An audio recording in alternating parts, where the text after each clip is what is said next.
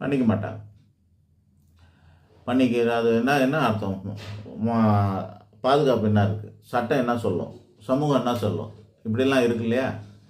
அதனால் ரகசிய திருமணமாக நிஜமாலுமே ஒரு பெண்ணுக்கு கல்யாணம் பண்ணிவிட்டு அந்த பெண்ணுக்கு பணத்தை கொடுத்து செட்டில் பண்ணி அனுப்பி வச்சுட்டு அப்புறமா ரியலாக இன்னொரு கல்யாணம் பண்ணாதெல்லாம் எனக்கு தெரியும். அந்த மாதிரியான பணக்கார குடும்பங்களில் நடந்தது நான் பார்த்துருக்குறேன். ஆக அது கொஞ்சம் விரசமாக இருக்கிறது இல்லையா? அதனால் பொம்மைங்களை வச்சு பண்ணுறது, சிலைகளை வச்சு பண்ணுறது, மரங்களை வச்சு பண்ணுறது, இப்படி பாவனையா ரூபமாக ஒன்றுக்கு ஒன்றாட வச்சு பண்ணிக்கலாம்.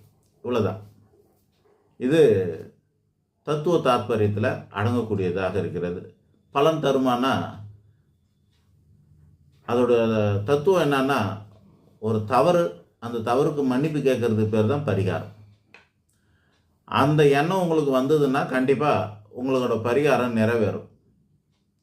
அது இல்லாத பட்சத்தில் அது நிறைவேறாது.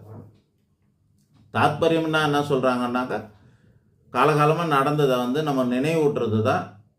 அந்த தாத்பரியத்தில் தான் சாமிக்கு வருஷம் கல்யாணம் பண்ணுறது.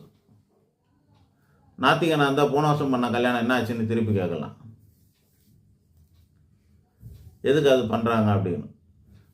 ஒரு சம்பவம் நடந்தது, சூரசம்ஹாரம். போன வருஷம் தான் சூரனை சம்ஹாரம் பண்ணாங்களே, இந்த வருஷமே எது சம்ஹாரம் பண்ண, அதுக்குள்ளே புது சூரன் வந்துட்டானா? அந்த கதையை நிகழ்த்தி காட்டுறாங்க.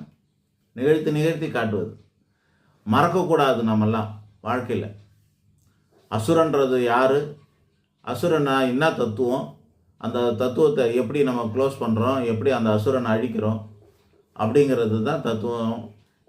இதெல்லாம் நம்ம கலாச்சாரத்தில் கொண்டு காலத்துக்கும் நம்ம மறக்காமல் இருக்கணும்னு செய்யப்படுறது தான் இதெல்லாம். இது வழிபாட்டு முறையில் இருக்குது. பரிகாரத்தில் ஒன்று இன்னொன்னா பாவித்து அந்த பரிகாரத்தின் அடிப்படையில் செய்வார். நிஜமாக தட்டு கொடுக்காம சும்மா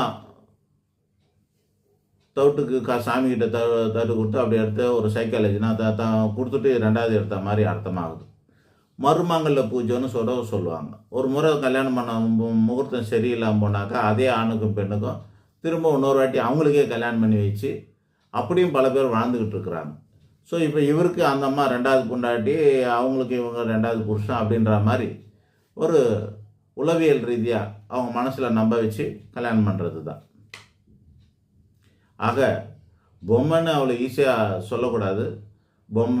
பொம்மை கல்யாணமாக இருந்தாலும் வாழை மரம் கல்யாணம் பண்ணாலும் பரிகாரம் நோக்கத்தில் கண்டிப்பாக அதெல்லாம் பலன் தர்றது உண்டு தான்.